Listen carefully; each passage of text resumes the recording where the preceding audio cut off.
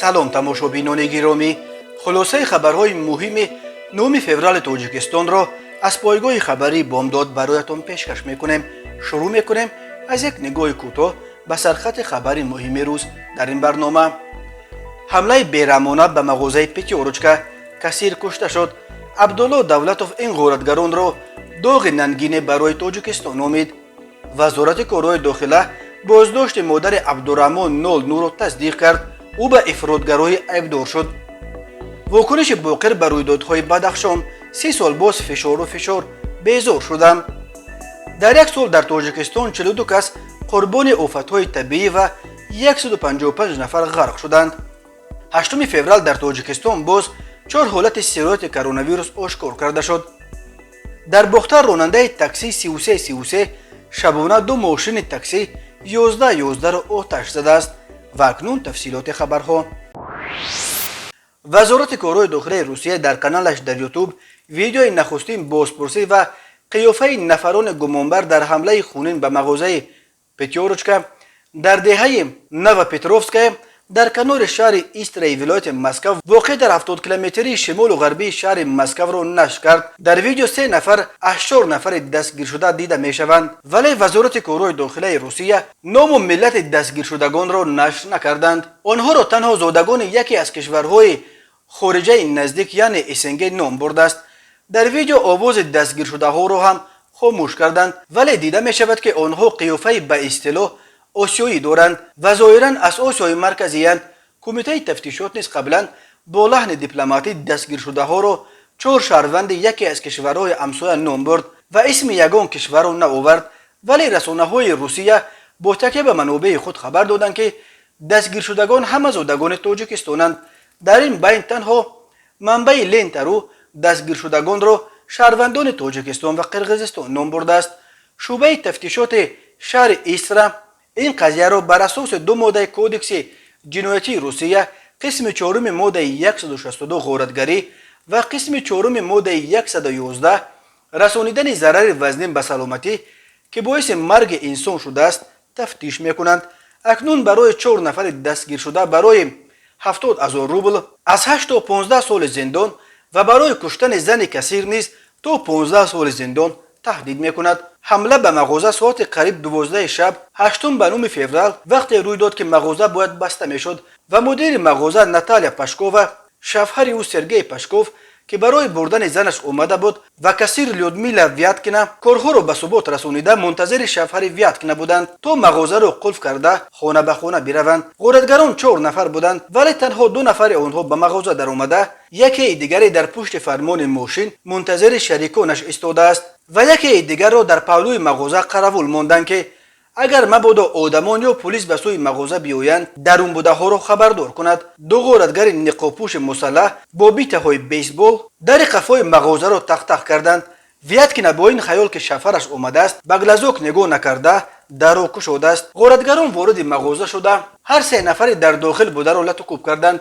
дар натиҷа Вяткина бар асари ҷароҳати бардоштааш дар ҷои ҳодиса ҷон дод. мудири мағоза ва шафараш ҷароҳатҳои ҷисмонӣ бардоштанд. ғоратгарон сипас сейфи мағозаро кушоданд, вале ҳамагӣ 71 000 рублро пайдо карданд. онҳо пулҳоро дар ҷайби худ монда аз ҷои ҳодиса фирор карданд. дар ҳоли фирор дар кӯча онҳо ба шавҳари Вяткина ки ба сари занаш омада буд рӯбарӯ шуда ӯро ҳам куфтанд ва чархҳои мошинашро ҳам шикоф карданд то ки онҳоро пайгирӣ кардан натавонад. ғоратгарон баъди ин ҳама ба хобгоҳашон дар деҳаи Чеснокова ки аз мағозаи ғоратшуда ягон 50 километр дуртар буд рафта оромона мехостанд бихобанд, вале кормандони пулис бо изи гарм ин ҷиноятро кушода аллакай соате баъд ғоратгаронро аз ҷогаашон дар он хобгоҳ дастгир карданд. абдулло давлатов раҳбари иттиҳоди тоҷикистониҳои русия дар суҳбат бо газета рӯ ин 4 нафари боздоштшударо доғи нангине барои миллат номид ва гуфт доғдор кардани обрӯи мардум ҷинояти онҳоро боз ҳам манфуртару малъунтар нишон медиҳад. ман барои чунин одамон ҷазои аз ҳама сахтро талаб дорам. барои мо дардовар он аст ки онҳо мардуми моро беобрӯ мекунанд. аз ҳама баъдаш он аст ки онҳоро боз мусулмон хоҳанд гуфт. дар чунин одамон зарраи мусулмонӣ нест. ҳаёти инсон дар ислом аз ҳама арзишманд аст. сарватҳои моддӣ дар баробари ҳаёт қадре надоранд ولی اینها برای نفس بد خود دست به جان یک انسان زدند و از این رو سزاوار شدیدترین جزایند، گفته است دولتوف.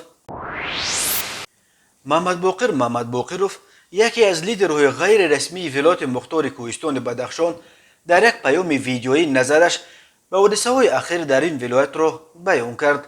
در این ویدیو که 13 دقیقه دوام میکند و باقر به زبان شغنانی حرف میزند، این لیدر غیر رسمی بدخشان از آن شکوه میکند که برای این دولت در وقتش خدمت زیاد کرد، به رتبه پلکوونیک و مقام فرمانده قسم حربی رسید، ولی بعد مصادره 736 کیلو بار بزرگ مواد مخدر که به گفته باقر به رئیس اون وقته ولایت تعلق داشت او را سیو کردند و از کار راندند. باقر میگوید او 30 سال باز تحت فشار مقامات قرار دارد و حالا باز از وی طلب دارند که خود را بسپارد. برای چی من باید خودم را بسپارم؟ من چه گناه کردم؟ میگوید وی. او از پرزیدنت تاجیکستان امامعلی رحمان خواهش میکند که یک مرتبه فکر طرف او را هم شنود و سپس به قضیه عادلانه بها دهد که حق کیست و ناحق کیست. باقر 58 سال داشته در محله برخوروغ شهر خوروغ زندگی میکند. او را یکی از لیدرهای غیر رسمی پرنفوذ بدخشان میشمارند. اخیراً دادستانی بر اساس شکایت سردار اداره معارف ولایت لطفالله نوروزوف به ضد محمد باقروف نیز بر اساس 4 بند کودکس جنایتی با اتهامات چون استفاده زور نسبت نماینده حاکمیت، تحقیر نماینده حاکمیت، ویران کردن دخل ناپذیری مردم و برانگیختن کینه و عداوت محلگرایی پرونده جنایتی آغاز کردند. اما باقر این را رد میکند و میگوید با معلم فقط یک صحبت پدرانه کردم.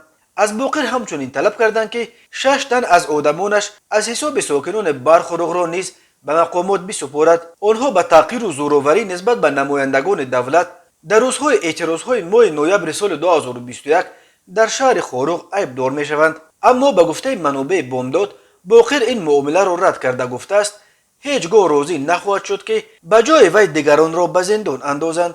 ولی افزود از باقر در صورت به جوابگری کشیدن گناهکاران مرگ گلبدین زیابکوف آماده است در مورد شرایط تسلیم شدنش وارد مذاکرات شود. زیابکوف یک ساکن 29 ساله دهه 17 نویه روشقلعه است که روز 25 نوامبر مرگ او بعد چند ساعت بازداشتش سبب اعتراضهای گسترده در خوروغ شد. مقامات بدخشان باقر را سرکرده گروه متشکل جنایتی میشمارند و اما گروه از ساکنان برخوروغ در یک مراجعتنامه از مقامات خواستند که از نقشه راهاندازی عملیات حربی برای بازداشت باقر و چند ساکن دیگر امین محله دست بکشند. مؤلفان مراجعتنامه گفتند واقعیت حال در بدخشان و از جمله در خوروغ نه به گونه‌ای است که مقامات تصویر کردنی میشوند. به عقیده آنها باقر نه جنایتکار بلکه نفری است که به ضد کروپسیا مبارزه میبرد و از مظلومان پشتیبانی میکند. ساکنان خوروغ چند روز آخر با نگرانی افزاینده منتظر شروع عملیات مخصوص به ضد باقر و طرفدارانش میباشند و به خاطر حمایت از این لیدر غیر رسمی منطقه نوبه‌داری شبانه روزی تشکیل کردند. ساکنان خوروغ میگویند راههایی که به طرف خانه باقر در محله برخوروغ میبرند الکی از محله خلیبزاد بسته شدند تا نیروهای ویژه گذشتن نتوانند.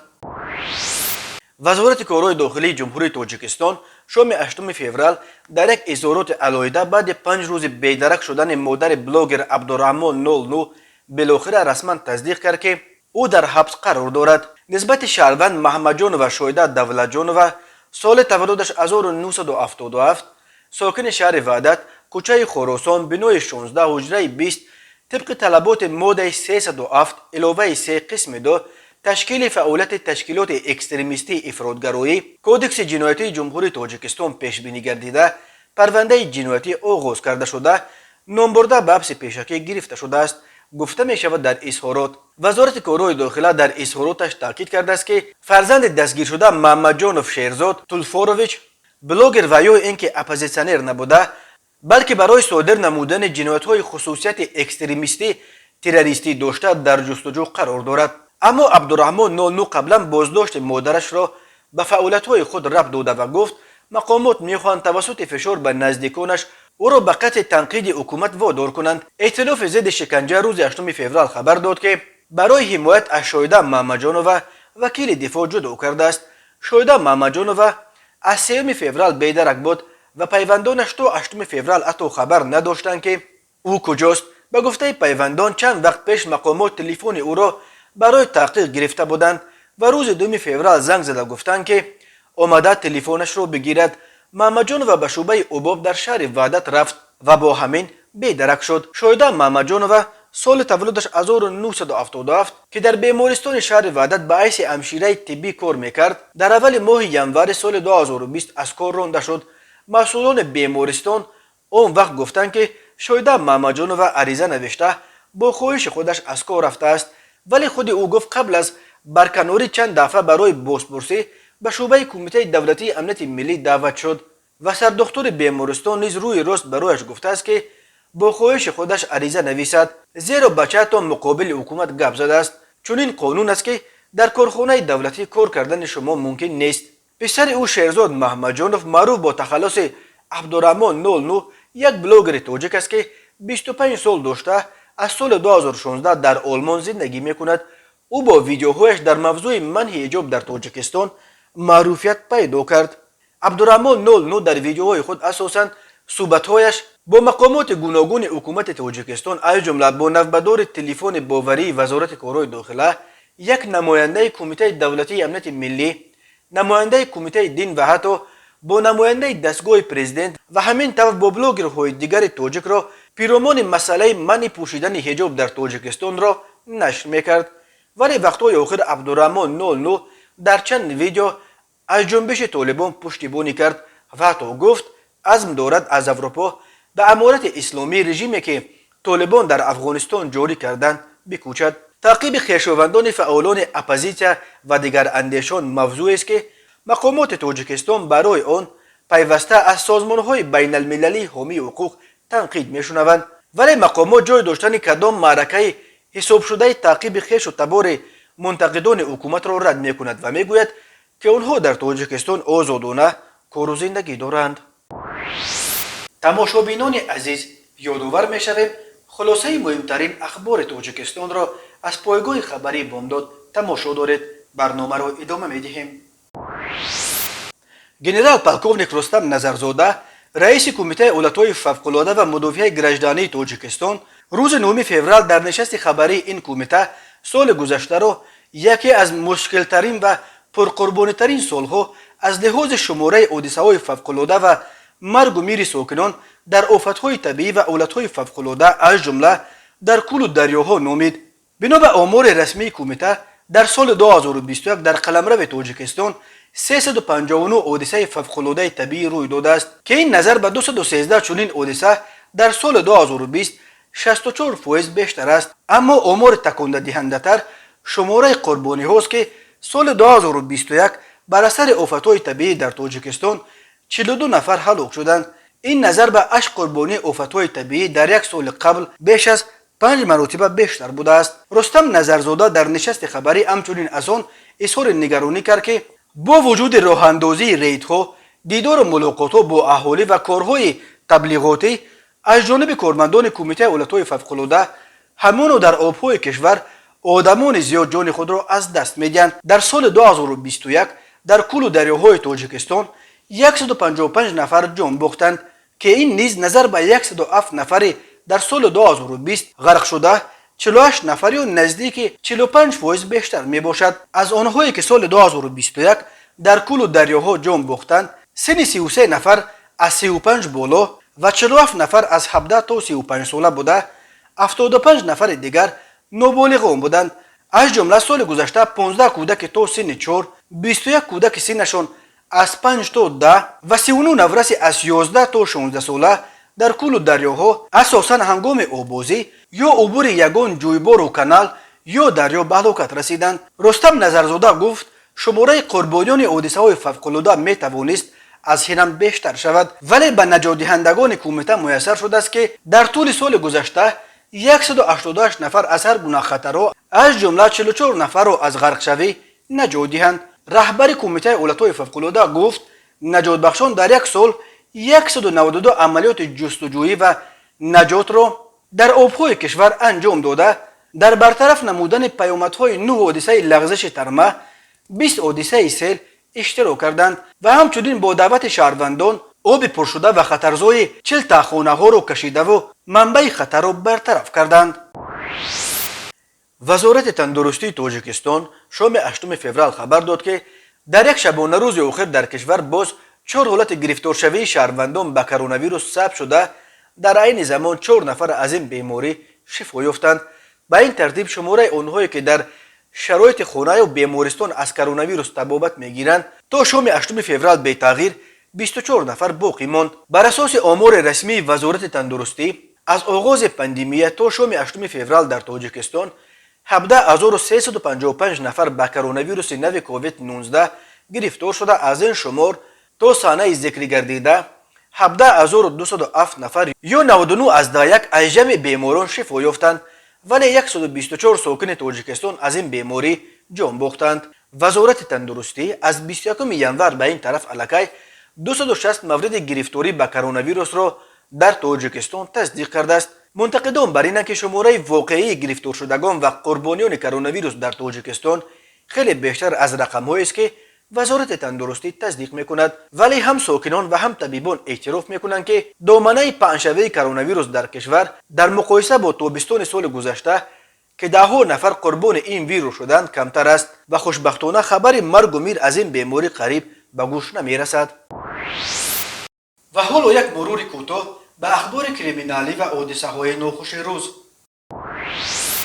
5 فوریه سال 2022 تخمینا ساعت‌های 02:43 دقیقه در حدود ایستگاه نقلیاتی شرکت سفر اوریون مشهور به نام تاکسی 1111 واقع در شهر بختر کوچه عینی 2 عدد نقلیات سبکرو مسافرکشانی تمغه اوپل زفیره رقم قید دولتیش 1770 MM03 RT به شهروند عبدالرحیموف اکمل ارکینوویچ ساکن نویه کوشونیان و تمغه اوپل ویکترا رقم قید دولتیش 2532 RT به شهروند یوسفوف امید سید احمدویچ ساکن نویه وخش متعلق بود. از جانب شخص نامعلوم با مقصد نیست و نابود کردن اموال آتش زده شد. برای آشکار کردن این جنایت وزنین گروه اپراتیوی تفتیشاتی سازمان داده شده سفربر کرده شد. در نتیجه گذرانیدن چاره‌بینی‌های اپراتیوی جستجویی در حدود ولایت سوخت در گذرگاه سرحدی فاتح آباد ضمن فرار نمودن از حدود جمهوری و پنهان شدن از تفتیشات پیشکی گمانبر شده شهروند تیشایف اسرائیل زوهیجانوویچ سال تولدش 1997 ملتش تاجیک زاده و استقامت کننده شهر بختر کوچه بهار خانه 223 اویلادار صاحب 3 فرزند پیش سود نشده است. سابق راننده شرکت سفر اوریون مشهور به تاکسی 3333 دستگیر شد و نسبتش با ماده 255 قسم 2 کودکس جنایتی جمهوری تاجیکستان پرونده جنایتی آغاز کرده شده نامبرده به حبس پیشکی گرفته شد. معین کرده شد که نامبرده جنایت مذکور را از حیثیت بدبینی و غرض شخصی نسبت راننده شرکت سفر اوریون مشهور با نام تاکسی 1111 صادر نموده است. 7 فوریه سال 2022 تخمینا ساعت 19:00 دقیقه راننده افت-ماشین بارکش تمغه کماز شریپوف محمدی سفاروویچ سال تولدش 1965 ساکن شهر ایسار هنگام حرکت در روی ماشینگرد نویه رودکی به سمت شهر ایسار از عهده اداره واسطه نقلیات نبرآمده دوچرخه‌ران خانقوف اعظم جان سال تولدش 1996 ساکن نویه رودکی را پخش نموده است. در نتیجه دوچرخه‌ران خانقوف جراحت وزن جسمانی برداشته در جای حادثه به هلاکت رسیده است. اوید به این حادثه تحقیقات ادامه دارد. به شعبه وزارت کارهای داخلی یک در نویه فردوسی با عریضه مرد 24 ساله ساکن پایتخت مراجعت نموده است که ماه ایون سال 2021 جوان 23 ساله ساکن شهر دوشنبه با روی فریب به باوریش در آمده از او به مبلغ 70,000 سومانی مسئله ساختمانی گرفته تا حال مبلغش را برنگردانیده است. اوید به این حالت تفتیشات ادامه دارد. تماشابینان عزیز و گرامی، این بود مرور به خلاصه چند خبر مهم امروز تاجیکستان. خبر و گزارش های بیشتر از تاجیکستان و درباره تاجیکستان و اطراف آن را در سامانه پایگاه خبری بامداد در این نشانه پیگیری نمایید: www.bomdad.com. خوش باشید.